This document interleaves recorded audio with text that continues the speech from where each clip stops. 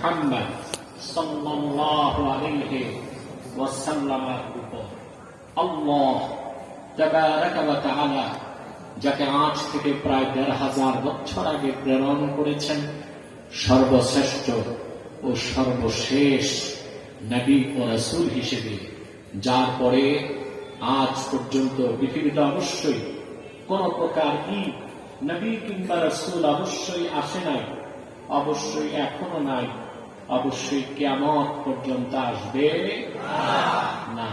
সম্মানিত সুধী, আপনাদের দেশে বৃষ্টি বাদলের দিন মাহফিল হয় না,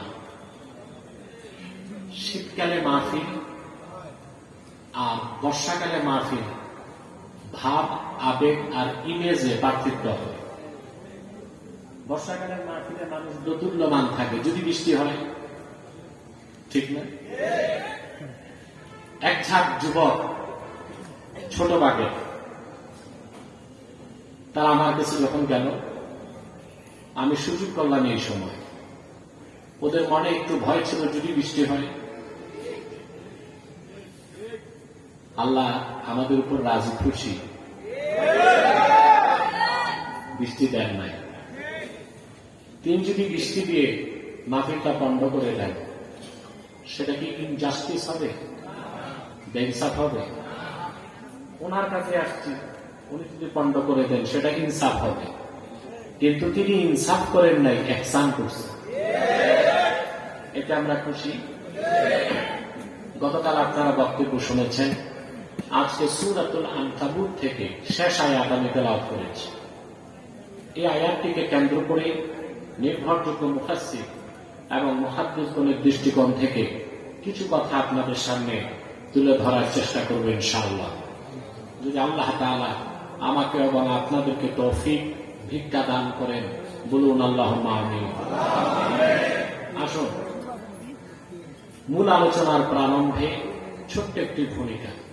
এখানে যারা এসেছেন পার্থিব কোনো স্বার্থ নাই, আছে? পকেটের ভাড়া খরচ করে এসেছেন, আরামের ভূখকে হারাম করে আল্লাহর কোরআন থেকে কথা শুনছেন।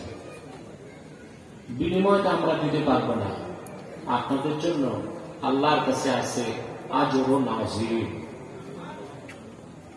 ঘর থেকে বের হয়েছেন, আপনারা তালিবুল ইলমের মর্যাদা পেয়ে গেছেন। আপনারা আল্লাহর রহমতের ফেরেশতার পাখার উপর পা রেখে হেঁটে হেঁটে এসেছেন।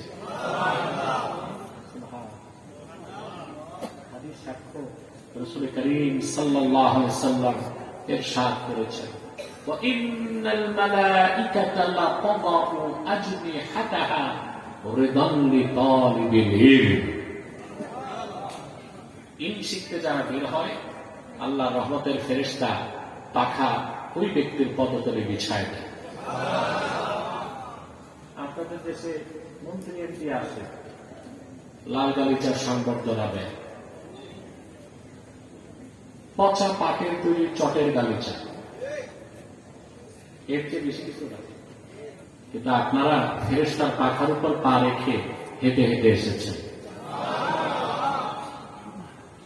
বাড়ি যাবার আগ পর্যন্ত আকাশে, জমিনে, নদী আর সমুদ্রে আপনাদের জন্য দোয়া চলবে। ওয়াস্তাগফিরু লাহু মান ফিস সামাওয়াতি ওয়াল আরদ। আকাশে, জমিনে আল্লাহর প্রতিটা সৃষ্টি কোরআন প্রেমিক সেই শ্রোতার জন্য গুনাহ মাফের দোয়া করতে থাকে। আমরা খুশি আছি। একটু পরে মুনাজাত করব, এককভাবে না সম্মিলিত ভাবে।